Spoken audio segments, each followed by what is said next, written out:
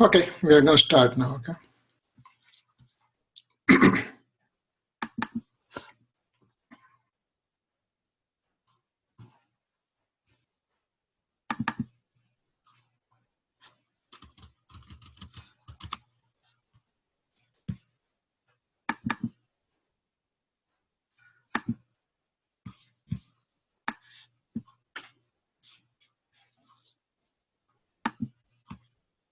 One second.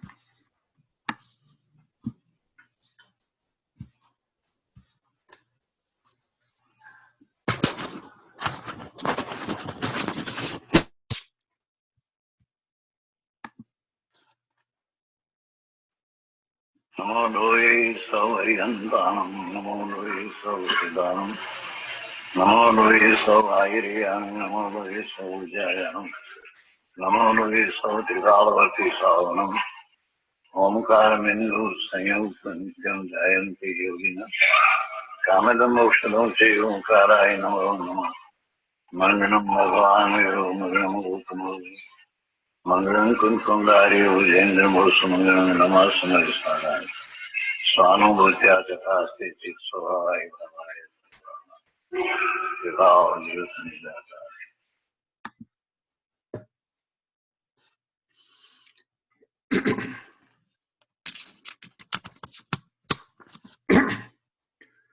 Om Namo Loe Sarvatrikavarti Arantanam. Om Namo Loe Sarvatrikavarti Siddhanam. Om Namo Loe Sarvatrikavarti Aryanam. Om Namo Loe Sarvatrikavarti Ojanam. Om Namo Loe Sarvatrikavarti Samnam. Eso Panchanamukaro Sava Pava Panasva Manglalancha Savasing Paramam Manglam. Omkaram Bindu Sanyuktam Nityan Dhayanti Yoginam Kamadam Moksadam Chaiva Omkaraya Namo Namo.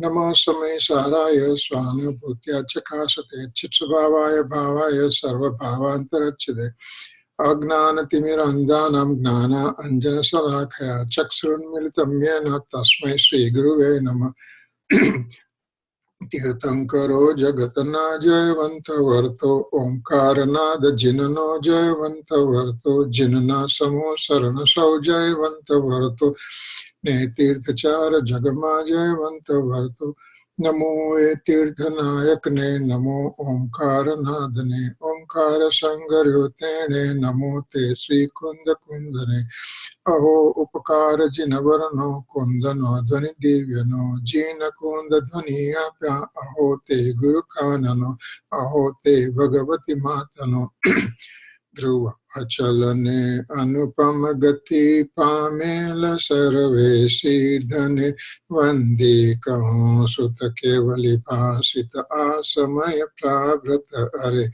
Om Eka Suddha Sada Arupi Jnana Darasanamaya Kare Kayanyate Maru Jari Paramanu Matra Nathiyare Om Namah Siddhebhyo Om Namah Siddhebhyo, Om Shuddhatmane Namaha. Jai Jindra. Can you hear the voice okay? Because I'm just coming through the microphone. I hear you. Can you hear it? Yes. Hello? I hear you.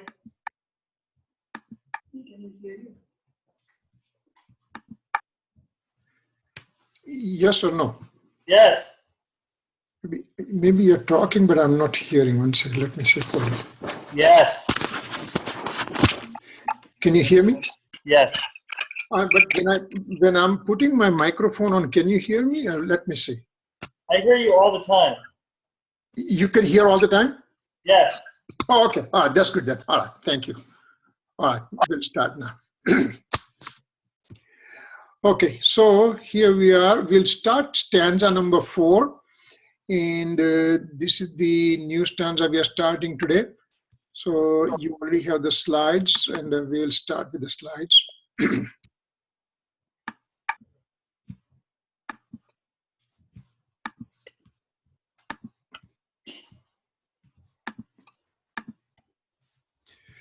Okay, so here it is. It is a stanza number 4.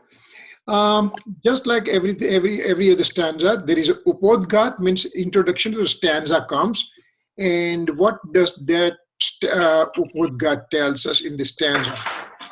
Ve te ekatvani asulapta bataya che. Means, what does it mean? It means soul is entirely separate from inclination of attachment. Atma rag thi totally alag se. Soul is entirely separate from inclination of attachment. Soul has absolute oneness with innate nature. My oneness is with my soul. My soul and me are having the unity. It's an indivisibility or oneness. Instead of that, it's not easy task to obtain this nature of the soul with absolute oneness with its innate nature. That's what it says. Havete ekatvani asulapta batadeche means now in this stanza, it is showing that there is a difficulty, kind of difficulty, obtaining innate nature. Why it is so, the stanza is going to describe. So there is a very, very peculiarity in Samaysar that Acharya Kunkun Swami always gives idea what he's talking in this stanza. So he just tells us over here that, now because it's important for me to have the unity with my soul substance, but that is kind of difficult. And why it's difficult, it's been described later on. So first we are going to go through a stanza. Athaitad sulabhatvena vibhavyate means it shows that it's difficult to get the unity with the innate nature of the self. So we'll sing the stanza first.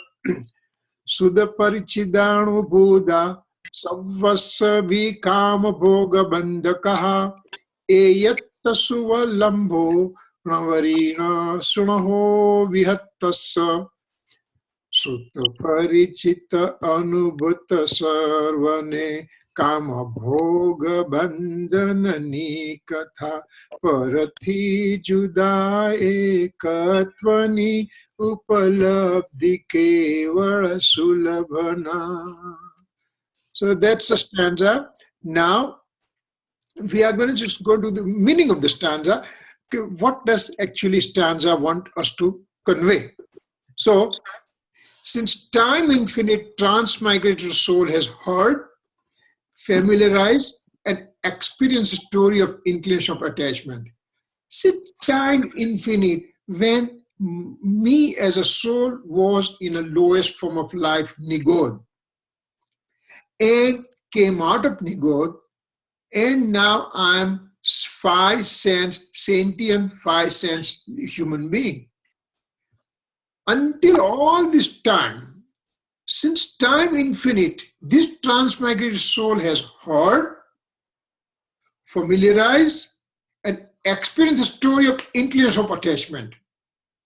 So inclination of attachment, rag dasha, inclination of attachment, that story I have continuously heard since time infinite. And I have enjoyed them, and having bondage occurs due to them.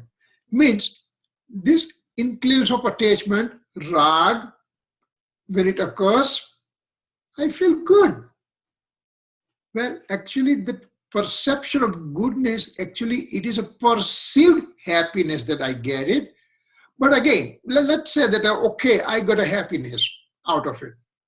So when I get the happiness of this rag dasha from the inclination of attachment, then I'm also binding new karma, and new karma will come in fruition, and again I will go on to the inclination of attachment state.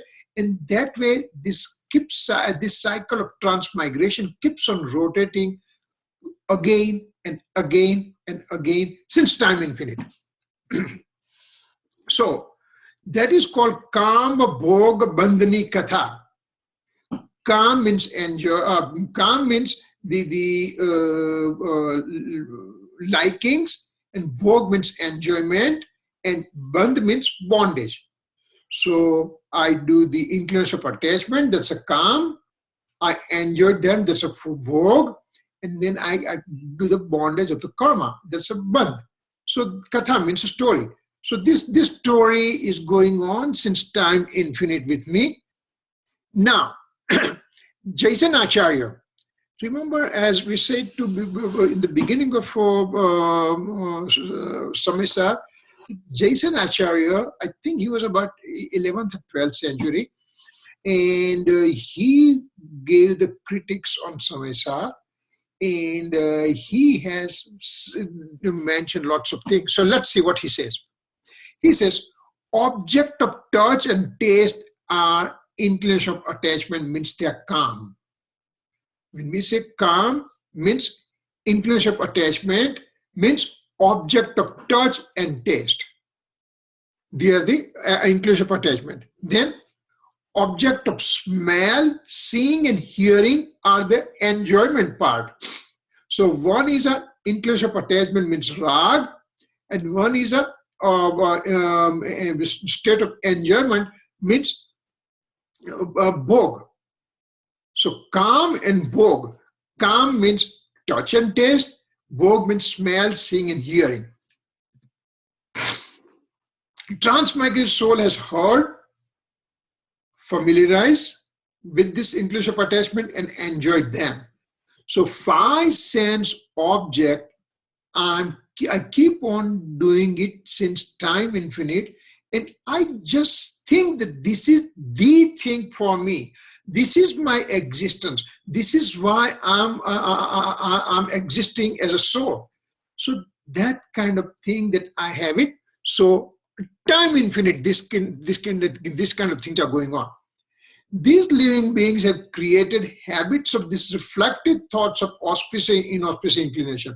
So reflective thought means vikalp, means I always keep on thinking either auspicious thing or inauspicious inclination. So those kind of things I keep on doing for time infinite. Therefore, Jason Acharya says, therefore it is kind of easy for this soul to attain this state. Remember, something which is difficult for me to do. The very first time I tried to learn typing, I was kind of scared. I had no idea what's going to happen, everything. But I knew I had to do it. There is no choice, and I'm going to do it. So keep on working, keep on working. So now it becomes easy for me. So these are the same thing that I'm doing since time infinite.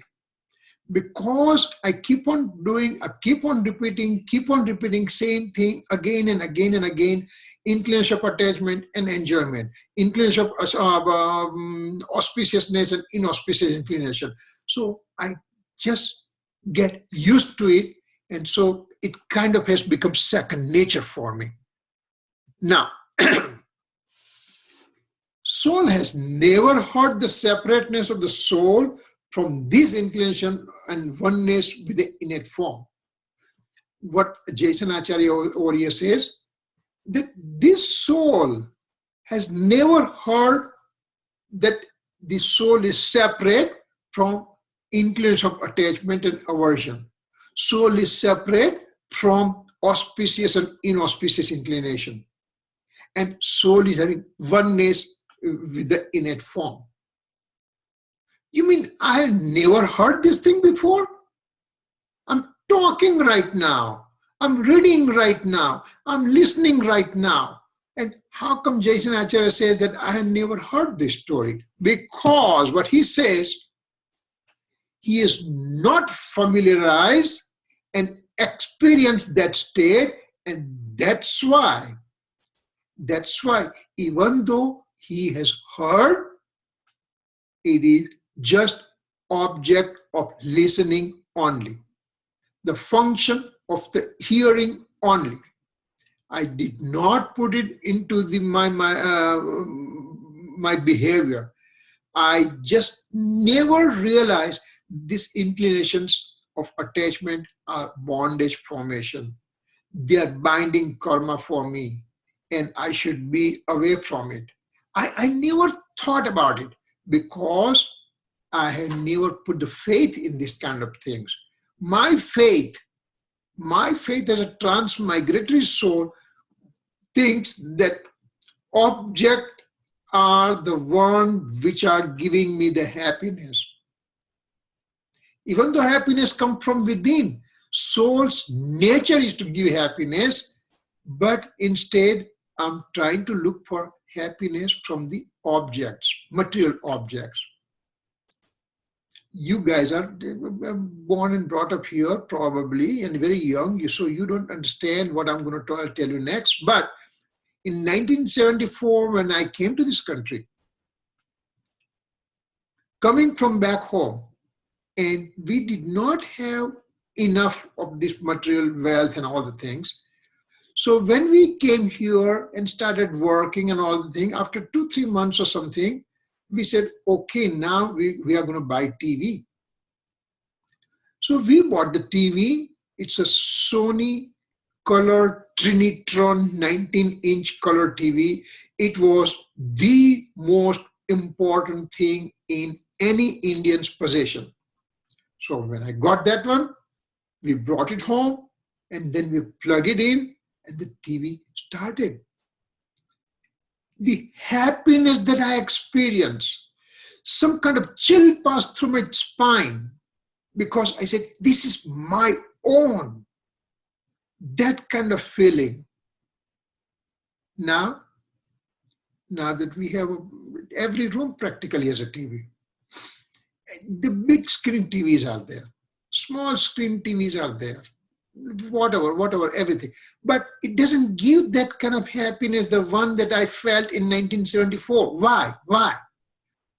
If TV was supposed to give me happiness, and the first time when I got it, I got happy, why the same thing is not happening right now?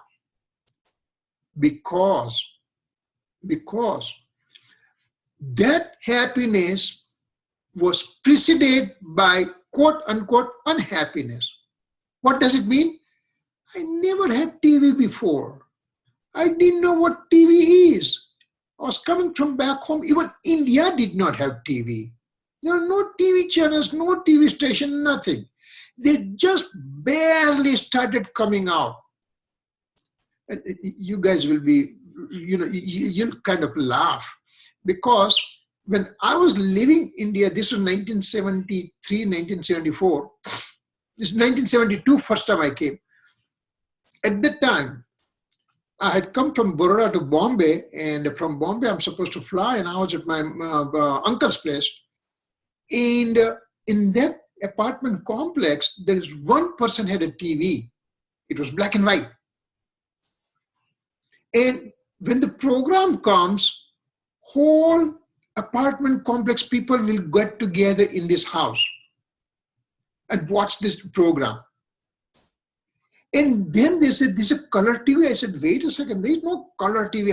What do you mean by color? So they put one blue screen in front of this black and white TV and made it color TV. So that kind of things were there, in which, number one, I never had this kind of TV also. I never saw anything like that. And when I came to this country and finally I bought it, so because I did not have for first 25 years of my life any exposure to TV, and first time I got it, so I got chill pass through my spine because this is my own TV. So this happiness that I felt was a perceived happiness because it was a lack of it before, and now I have it. So I felt it is I have happiness. It was actually not unhappiness. It was perceived happiness. So here what we are talking about, the soul has never heard separateness of the soul from these inclinations and oneness of the innate form, because he has never familiarized and experienced that state.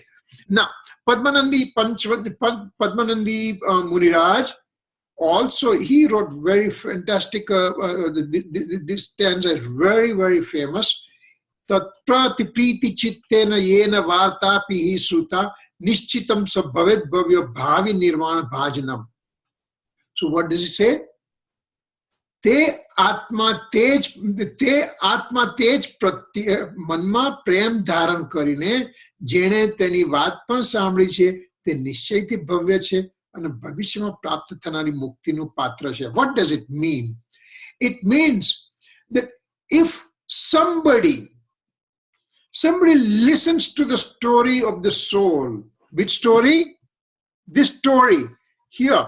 If somebody hears the story which is separators of the soul from inclination of attachment and aversion and oneness with the innate form, that story, if somebody listens, what does listen means? What heard means?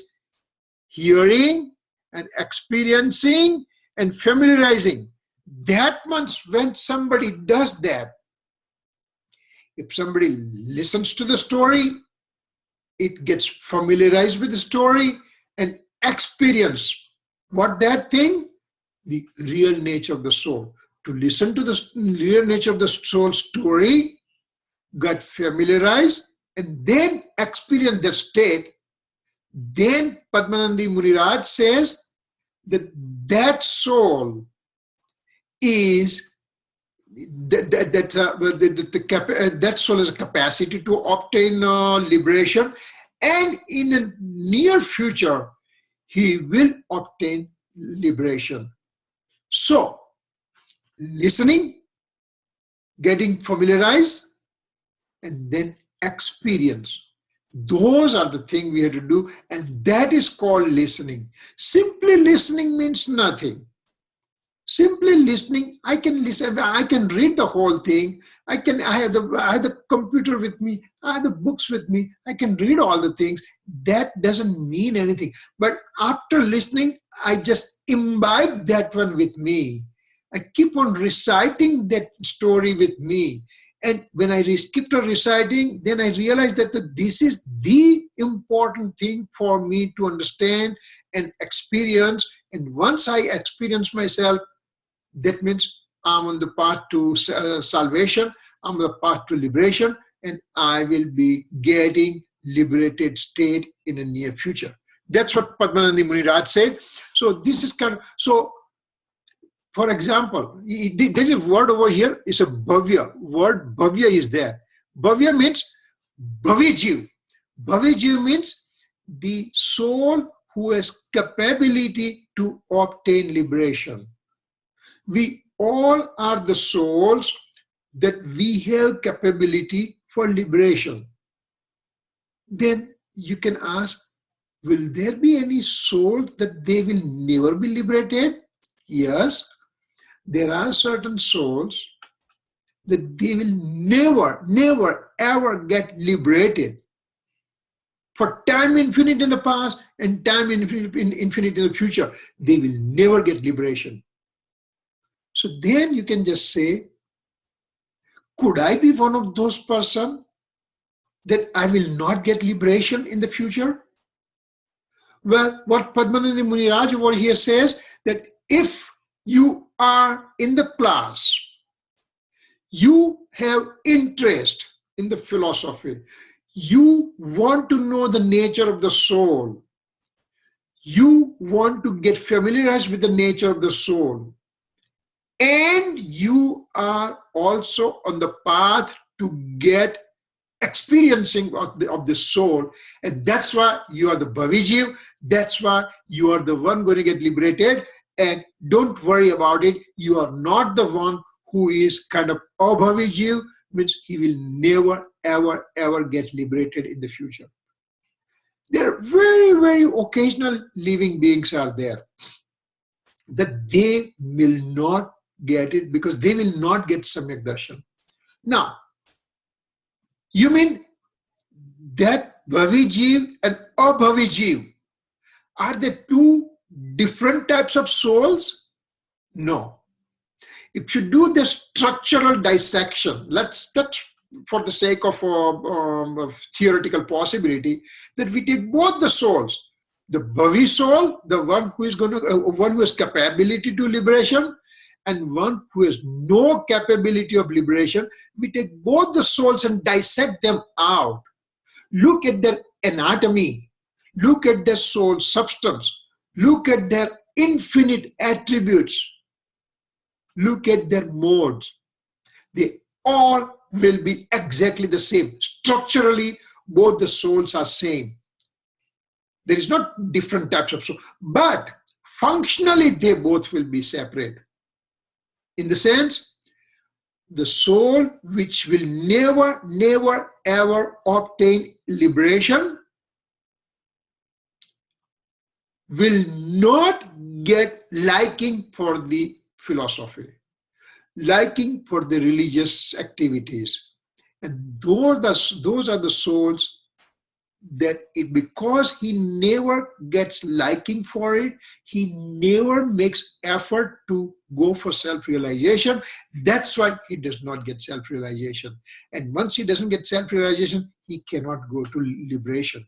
So Bhavi Jeev and Abhavi Jeev, structurally they are the same. There is one example is given in the scripture that Abhavi Jeev and Bhavi Jeev are, what's the example? They say that you have a gold in your hand. You have gold available in your locker.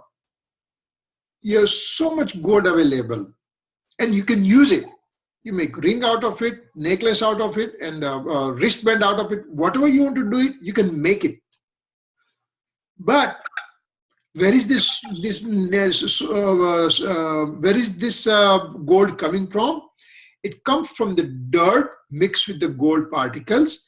And when one day the purification passes through the process of fire and everything, then dirt goes on one side and the gold remains on the other side, and this gold is a pure gold. Same way, me as a soul, which is impure in nature right now, but when I go through purification process, when my soul passes through fire of my self efforts and everything, my purusharth and everything, then my pure nature of the soul will be lighted up. And all the rag and dvesh, all the influence of attachment and aversion will be gone. What happens to Abhavi Jeev? Well, he is also the same in the sense he is also gold particle mixed with the dirt, but this dirt is sitting in the bottom of Mount Meru. Mount Meru can never move. One cannot be able to move Mount Meru. Because you cannot move the Mount Meru and underneath this dirt is sitting, that means this dirt will never come out. That means this gold is there, but that gold particles from that dirt, they have no chance to get out. So basically gold is a gold, whether it's in the regular mines or whether it is gold particles with the dust into the underneath of the Mount Meru, they both are same. But Mount Meru gold particle will never be able to come out. Same way, this Abhavi Jeev and Bhavi Jeev structurally are same, but Abhavi Jeev means the one who is non-capable of liberation will never have liking for the religious things, will never have liking for the truth seeking.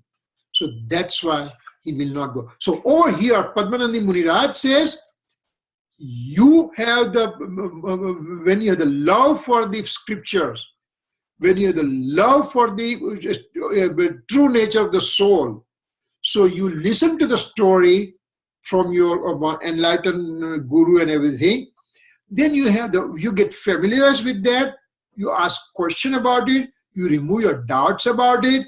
Now you know that that's the thing that you would like to obtain, and you start working in that direction. You will be obtaining liberation in the future no matter what. So don't have the question in your mind that I may be Abhavi Jeev. You are Bhavi Jeev, case closed, period. Okay. Having said that, now let's see. One has listened carefully the story of eternal innate nature of the soul, separate from the inclination of attachment. So the Padmanabhi Muniraj still says that I have heard the story of the innate nature, which is separate from inclination of attachment and aversion. This living being is potential soul. This living being is a potential soul, means he has capacity to obtain liberation. When, that is not important right now, but he will obtain. For example, the two souls are there. One is, they both are capable of liberation. They both have potential. They both are potential souls. Now, one is lazy. Lazy in the sense of spirituality. That he does not make his efforts intense enough right now. So he can get liberated, but it will be liberated in a very distant future. But he has potential to liberation. And the other one, he starts working on it. And he puts his personal efforts, and he makes all the effort to realize his soul, and he's kind of going to obtain liberation in the near future. How can you differentiate these two souls? One is lazy enough that he will not get liberation for a long time, even though he has potential, but he will not get liberation for a long time. And the other one is a potential soul, and he can get liberation in a short time. Well, what they say, that two women are there, two girls are there, and they both got married. One girl got married, and she's staying with her husband. The other girl got married, and now her husband dies, so she becomes widow. Now, both the girls have capacity to produce a child. The first girl who got married, staying with her husband, she becomes pregnant, she has a child. Second lady, she has a capability to become pregnant, but she has no husband. So even though she's a potential soul, it will take a long time or not at all that he or that soul will be liberated, even though there's a potential. So three types of soul we talked about. One is a non-potential soul, which will never ever get liberation. One is a potential soul, but he is not interested in liberation. So he probably has a potential, but will never get liberated. And third one is a potential soul. He puts his personal effort intense enough to have liberation in the near future. And we are one of those potential souls that we will get liberation. So I have that confidence, you have that confidence, we are going to make it, period. That's it. So we have to think about positively. So he will obtain, means we all will obtain liberation in the short time. In the near future, we'll be obtaining liberation because we are on the right path, because we want to know the reality, because we want to know the nature of the soul. By nature of the soul knowing, then I start liking about it. I want to stay within it, and I try to do all my personal effort to go towards that, and ultimately I get liberation. So Niyamsa scripture also says something about it. What is this one? What does it say? Object of pure attention is an eternal nature of the soul substance. Object of pure attention is an eternal. What is my object? What is my object? My object right now has to be purity of the eternal innate nature of the soul substance. I would like to go and put my attention to this soul substance. Now, to have a faith to innate nature, listen carefully here. To have faith in the innate nature as well as pure nature of the mode is known as conventional form of right faith. Now remember, I have attention drawn to innate nature of the soul substance. That's an absolute form. But I also have the faith on my mode, faith on my pariyai, faith on my transiency. Then that becomes a conventional form of right faith. Now, because I have the conventional form of right faith, because I also have modal vision. When I have modal vision, then it produces inclination of attachment. Modal vision, then there is a inclination of attachment. And the substantial vision, that means there is going to be experiencing phase. So two things, modal vision and substantial vision. You can have vision can be directed to one thing only. Your faith can be directed to one thing only, either to the objects, material objects, or it could be directed to my inner soul. Only two places my faith can be directed, either of the two places.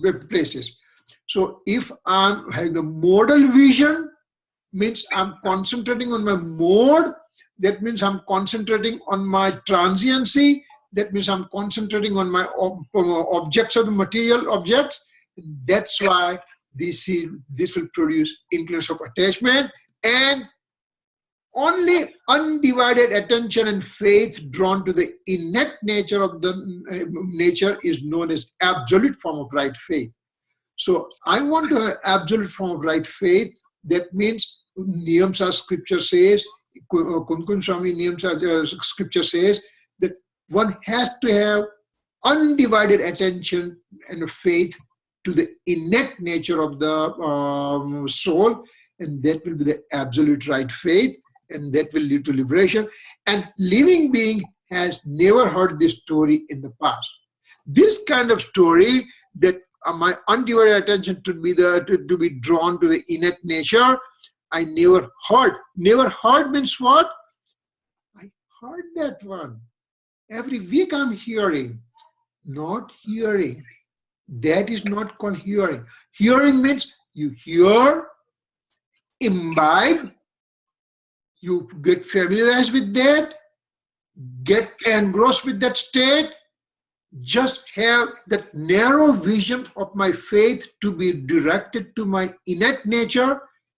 That is called hearing the story.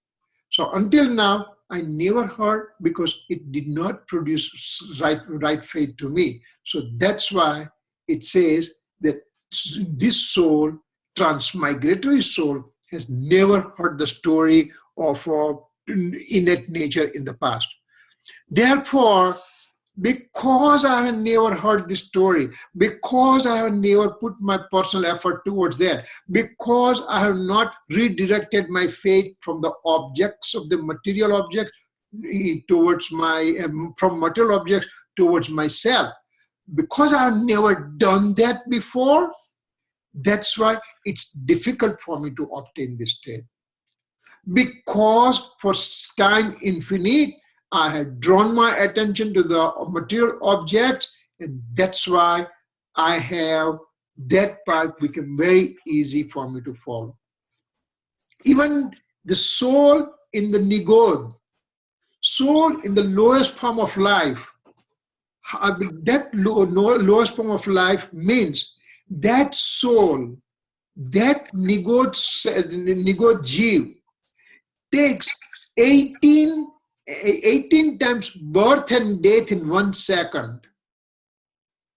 Actually, the word it says, ek saas mein 8-10 bar, means in one swas, there is 18 times birth and death occurs to this nigod jiv. What is saas means what? It's not the breathing. It is one pulse. One pulse means, let's presume that my pulse is 60 per minute for our sake of understanding. My pulse is 60 per minute. So one pulse per second. And that one pulse per second is called one swas, according to Jain scripture. And in that one swas means one pulse, means 1 second approximately, 18 times this life is born and there dies and takes birth again and dies and everything.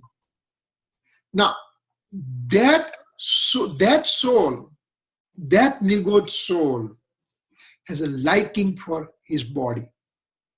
He loves his body.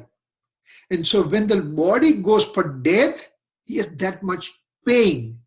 When the birth occurs, there is so much pain. Remember, birth and death are the most severe painful conditions. We may not remember our birth pain, but we have seen the people dying and the intense pain that they pass through. That's why birth and death is a severe pain. And in 1 second, if you were to die 18 times and take birth 18 times, that will double whammy in 1 second. And that's why the Nigot soul is the most unhappy. So,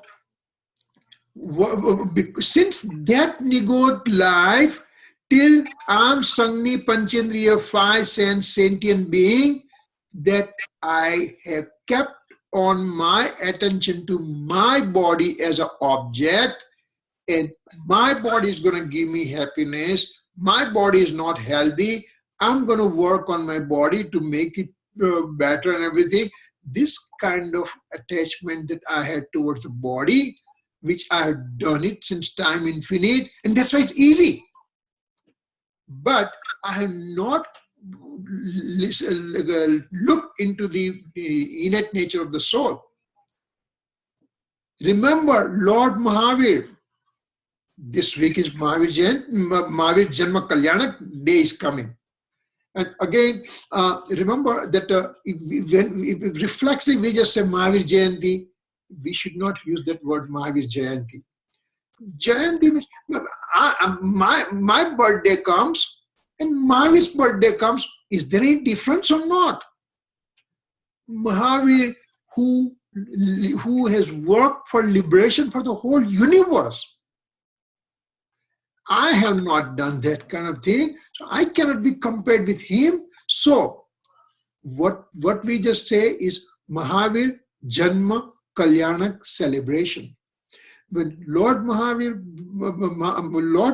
was born, 100 heavenly angels, they came with their entourage, and they took Bhagwan on that day, and they went to Mount Meru. They did anointation ceremony.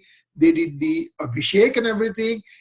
That's why that day is very, very auspicious. So we have to say it's a Mahavir Janma Kalyanak Day.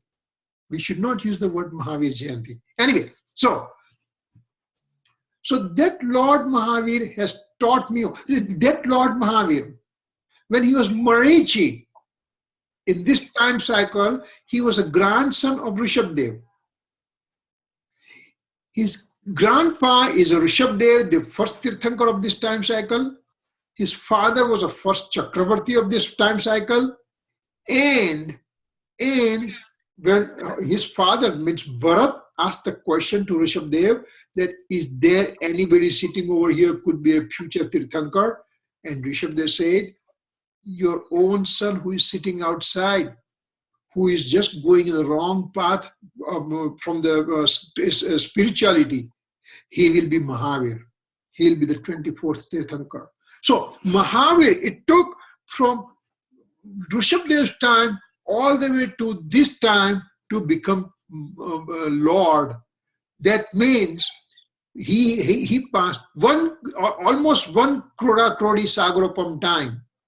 And that is a huge, huge amount of time. So if it took that much amount of time for him, it may take that much amount of time for me. But I don't have to worry about it. Am I on the right path or not? Is one step I'm putting, is it in the right directions or not? If that one step I put in the right direction means that means one step nearer to my obtaining self-realization. So that's what we have to think. So I have never heard that story, but now that I'm hearing, I'm going to repeating about it. I'm going to get familiarized with that, and then I'm going to experiencing that state, and that's why it will be called hearing the story. So now we are coming to this stanza. This is a whole Gujarati thing. If you're interested, you can read that part, but we'll be going through it. So it's called Tika. This is Amrit Chandracharya wrote down, and Amrit Chandracharya wrote down this Tika, means explanation, and then with Gurudev Kanji Swami, when he got this Samaysar in his hand, he said that this scripture is Ashariri Thavanu Sastra She, means this scripture is such that it's going to make persons become Siddha Bhagwan. That kind of a really extreme respect he gave to the scripture. Once he had the scripture on his hand, he became so engrossed in it, he will get out of his place late morning, and for almost whole day, he'll go in seclusion somewhere away from the roads and away from the population, everything, and he will keep on studying the scripture. He kept on studying and analyzing and experiencing, and when all these things happen, we were so fortunate, we are extremely fortunate that Gurudev Kanji Swami put this scripture in our own language, and now we are having all these things available to us. So these are the words that Amrit Chandracharya wrote down, and this is the Gujarati translation of the Sanskrit Tika, Sanskrit explanation of Amrit Chandracharya Dev. So what does it mean in the whole thing? What does Amrit Chandracharya Dev wants to tell us in this Tika, in this commentary? He says, every living being in his wrong fate stage has experienced inclinations of attachment and aversion. I have experienced rag and dvesh. When the good thing happens to me, I feel happy. Bad thing happens to me, I feel unhappy. So every soul, even the small ant, if you put the sugar cube, ant will become very happy and get attracted to the sugar cube. And if you put the fire, the same ant will run away from the fire because it is unhappy situation for it. So these are the things every living being, they have experienced in the wrong fate stage, means in a mithyatva gunsthanak, they have experienced inclination of attachment and aversion all along. As a result of this experiencing of inclination of attachment and aversion, he has experienced joy and sorrow. I perform the activity of inclination of attachment. I feel joy. I perform the activity of inclination of aversion. I feel sorrow. So, inclination of attachment and aversion is an act, and the results of that act is a joy and sorrow. That's the results of it. So, this is the action, and this is the results of it. Now, lowest form of living being, Nigojiv, keeps on performing auspicious, inauspicious inclination in his stream of karma fruition in the karma dhara. Remember, as we said, lowest form of living being, Nigojiv, that they live in one cell, and in one cell, infinite amount of living being can live there, and that is the Nigojiv. Remember, the other day we talked about it, and it will be okay to repeat the same thing again. What is this lowest form of living being living in one cell, infinite number of living being living in one cell? What does it mean? If you take, this is the explanation given in scripture. if you take a piece of potato, which is the underground vegetables, if you take that piece and on the tip of that needle, how much part it is, it's very minuscule part. But in that part, there are innumerable amount of bodies are there. Innumerable means countless bodies are there. If you take one body out of it, there are infinite amount of living beings living in that one, and that's called Nigojiv. Once again, on the tip of the needle, teeny tiny small piece of potato, there are innumerable amount of bodies are there, and each body there are infinite living beings of nigod cells are living. You can imagine how microscopic those things are now. Infinite, I'm talking infinite. Now, concept of infinite again, what does this infinite means?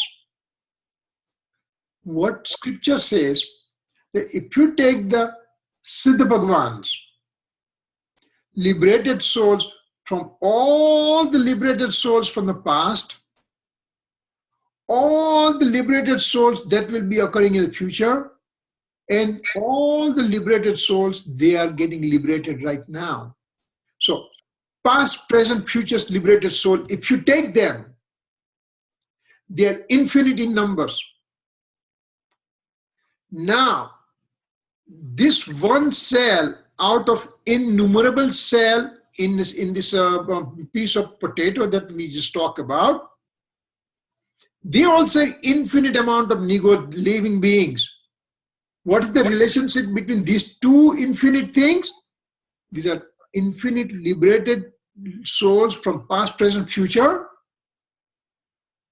Then this living being in the nigod jeeves in one cell are infinite times infinite liberated souls so far. You can imagine how many living being will be there in that one body, and there are innumerable bodies on a teeny tiny piece of that potato, means root vegetables. Having said this, do I need to eat that? Do I need to eat those kind of things? Nobody has to tell you anything. You just have to have your own sense to say, is it worth for me to doing this one? And if I really, really understand this thing well, then it will be very easy for me to give up those things. So those living beings now, those living beings keeps on doing auspicious, inauspicious inclination all the time. Now, when I do the auspicious inclination right now, let's say that I did 8 days of fasting, or I did this Iambil only going on. I'm doing Iambil right now. And that somebody else has not done and I'm doing it. So what do I say? Well, I'm doing better than the other person who is eating 3 times a day and I'm doing Iambil. So I'm doing auspicious activity. I have auspicious inclination right now. And I'm taking pride out of that thing. Remember, Nigod Jeev also is doing this auspicious, inauspicious inclination all the time, continuously. So what a big deal between me and the Nigod Jeev to do the auspicious or inauspicious inclinations? Nothing. That does not mean I should not do Iambil. That does not mean I should not do Pa. But doing those process, doing those rituals, and if I think I'm doing something good for me, that the belief is wrong. The belief needs to be taken out, because those are the auspicious, inauspicious inclination, and they are the reason for my bondage. They will not give me liberation. So these are the things that we have to keep in our mind. Next one. To be in the inclination of attachment state is the opposite of indivisibility with innate form. I did inclination of attachment. it is the auspicious inclination, but that is exactly opposite to the indivisibility of the innate form.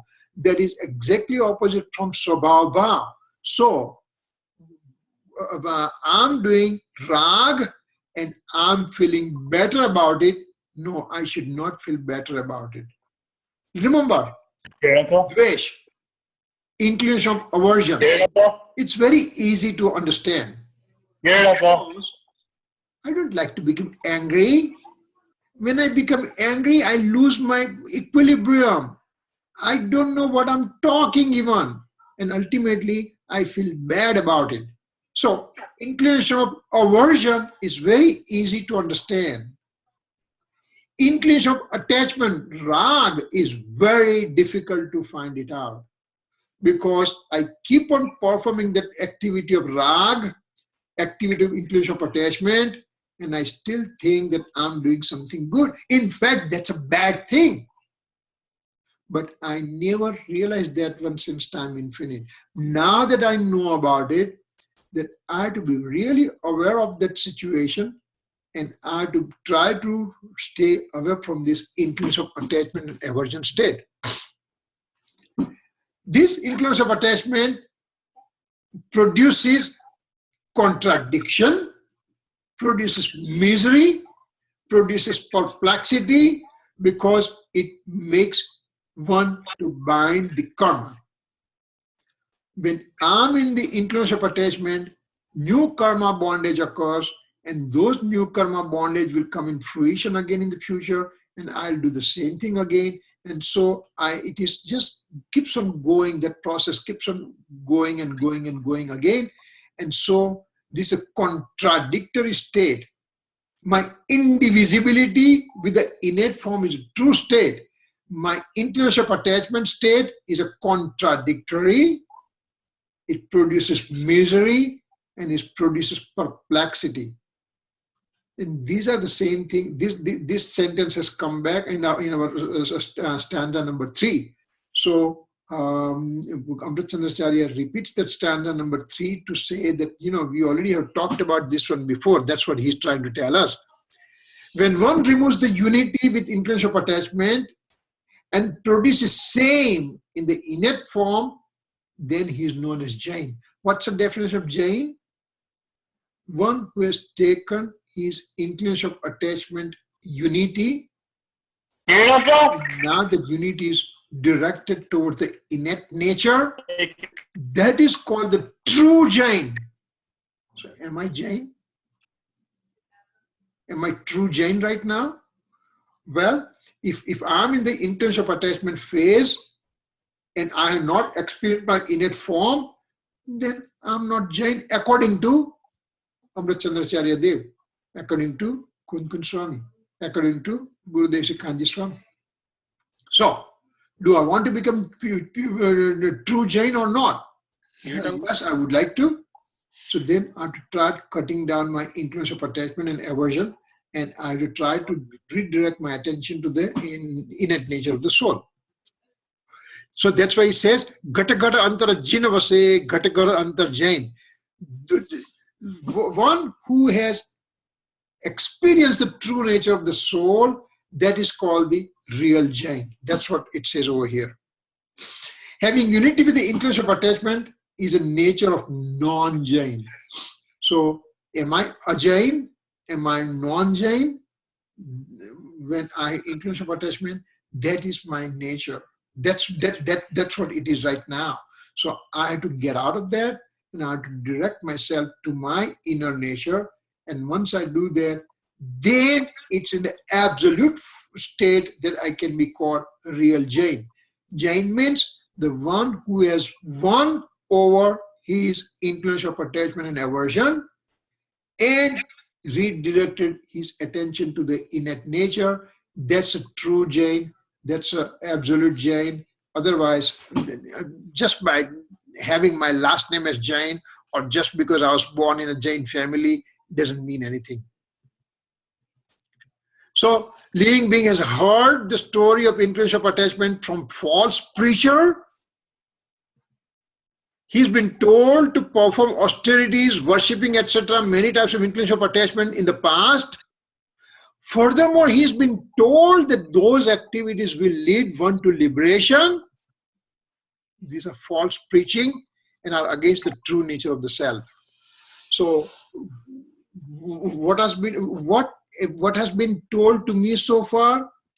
That perform austerities, perform worshipping, and this perform many types of inclination of attachment. You keep on performing. Not only that, but that will give me liberation. That kind of teaching, when anybody is giving me, then he's a false preacher, and I should try to stay away from that false preacher. Remember, since time infinite, I keep on doing this one in the past. So what a big deal that I'm doing the same thing again. That I'm observing austerities, I'm doing worshipping, and I keep on doing inclination of attachment all the time. So I'm not doing different. Now that the real occasion has come, that I am a 5 sense sentient being, I have a capacity to think what is right and wrong. Now I have a right things in front of me given to me. I have understood that one.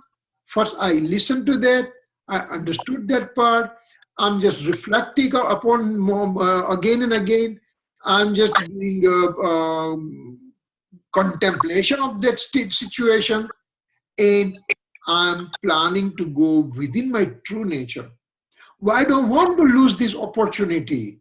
I want to grab this opportunity, and in this life, I want to get Samyak Darshan and keep working forward ahead. I don't want to wait for next life and life after and everything. I want to get my things done now. This is the most important. I'm on a Mount Everest, and I'm about 1 yard away from the top. And I'm going to say, no, I can't go, and I'm just going to come down. On the top of the world, 1 yard is remaining. That is our situation right now. We are at 1 yard away from the realization of the soul. And I'm just going to give up. There won't be any foolish person on the earth if I'm just going to give up. I'm the most foolish person if I don't obtain right faith right now. So, knowing all these things, let's work on our situation. Let's keep thinking positively, and start listening, questioning, understanding, reciting, contemplating. Try to get engrossed within. Those are the steps that we have to follow. Those are the steps we have to do it. And once we do it, we are so nearer to the Samyak Darshan. We are so near to the self-realization that there's no other choice. There's no going back. So I had to have confidence. I'm going to make it. I'm going to make it. I'm going to make it. So why it won't occur? It will occur to me. Success will come to me, those who work at it. So that's what we are planning to do. That's what we are doing it. And I know we will definitely get liberated for sure. So these are the situation that we have it right now. We'll be going further more slides next week. And any question anybody has it, then I'll take my audio out so you can talk and give a question to me. Any questions? Yes. Yes. Kirit, go back to the previous slide, please. Okay. All right. Yes. Okay. So in the first point, you referenced the indivisibility with innate form. In the third bullet point, you referenced, never mind. In the first bullet point, you referenced indivisibility with innate form. Is this what Kunkundev mentioned in the third gata as ekatva? Is this identical? This is the third. Indivisibility with the innate form means dravya drashti. Dravya drashti means, remember, faith can be of two forms only. either faith is towards the self or faith is towards the non-self. So for the time infinite, I have the faith to the non-self. Means body is mine, body is mine, body is mine, that kind of thing. From Nigod life till this today, I kept on doing it. And so that's where I just think that my body is me. So instead of that, now I do bring the faith back to the innate nature, and that's an indivisibility form of the innate nature. So I had to get engrossed with my true nature. That's what it says. Does it make sense? It does. I'm looking back while you're talking. I'm also looking back at the third gatha. Yeah. And, okay, so in the gatha, the third gatha, what's mentioned is the indivisible triple gem. No. Oh, yes. Okay. I know. I had a third gatha here. It says, Ekatva Nishchay Gata Samaysar Vatra Sundar Lokma Tethi Bane Vikhvadini Bandhan Katha Ekatvama. Yes. Now, Ekatva Nishchay and Dravya what's the difference? The indivisibility with the innate form, or Ekatva with innate form, or Dravya Drashti, they are the same words. So third gatha says that I have the indivisibility with the objective things like body. That when we say objective material thing, means we have to consider body first, because this phone is different from me. I know that part very well. This thing is different from me. I know it, but I'm separate from the body. I don't understand that part. I have never thought about it. So I have indivisibility with my body right now. If my leg is hurting right now, and then I say, I'm miserable. Wait a second. Because I have put indivisibility with my body, that's why leg is hurting and arm hurting. This soul is hurting. So their indivisibility in the third stanza was with the body. That ekatva was with the body. That's what it said there. Now over here it says the ekatva with the pure nature of the soul is very difficult, because time infinite, I have the ekatva with my body only. When I'm in Nigod life, in a 1 second, I have 18 times birth and death. Then body is mine, body is mine, body is mine. That kind of feeling he has it. And that's why he has that much misery, that much karma bandhan, that much bondage of karma, that much he has it. I'm sorry, forgive the interruption, but maybe I'm not reading the right thing, but in the gatha, to the third gatha, yeah. I'm reading from your slide. Every substance has substantial perspectives, has its own excellency. It is never incomplete, impure, adverse, or divided. So that to me sounds like it's a description of Atma. No. Read the slide again. Or let me bring the slide. Hold it. Third stanza.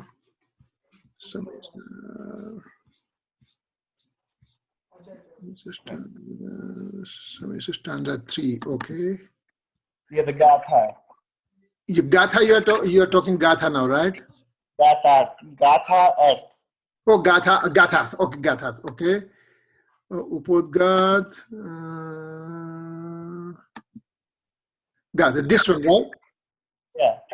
This one or next one? No, this is it. This is correct. Okay. Every substance from substantial perspective has its own excellency. Now, if I have the indivisibility with my own true nature, then it's going to be the perfect, beautiful thing. But I don't have indivisibility with my own nature, and I have perceived that indivisibility with the outside material thing, and that's why it becomes ugly things. Even though I have indivisibility with my own nature to start with, but I have never looked at that status. You have $1 million in the bank, but you are walking and working and living like a pauper, like a poor guy, because you don't know that you have $1 million in the bank. You have it in your name, it's written. Ankit Mehta, $1 million, $10 million, it's written there. But you have never looked at that state. And because you have not looked at it, you are so puny people. You are so poor person that you just work $8 an hour job, $10 an hour job. Why? Because I don't know that I have the money. So indivisibility of my real nature is there, but I don't know that I have it. So I look for the indivisibility with the outside material thing. I look for the body thing. Body is mine, body is mine, body is mine. That's what it is. So this is there. Within me, it's there. But I have not paid the attention to that. So that's what it is. Okay. Right? All right. Okay, any other questions? No, then we'll just do the closing. Okay. Javani ke gyan se suje lokalo, sovani mastak namo sada deta hu dok. No banamo coming through.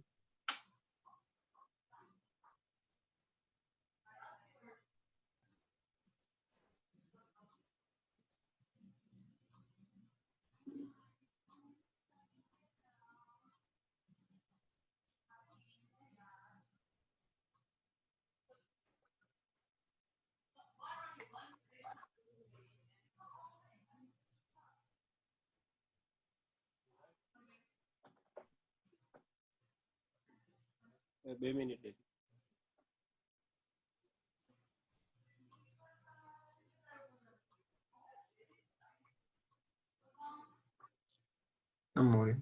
Mitcha in the ground.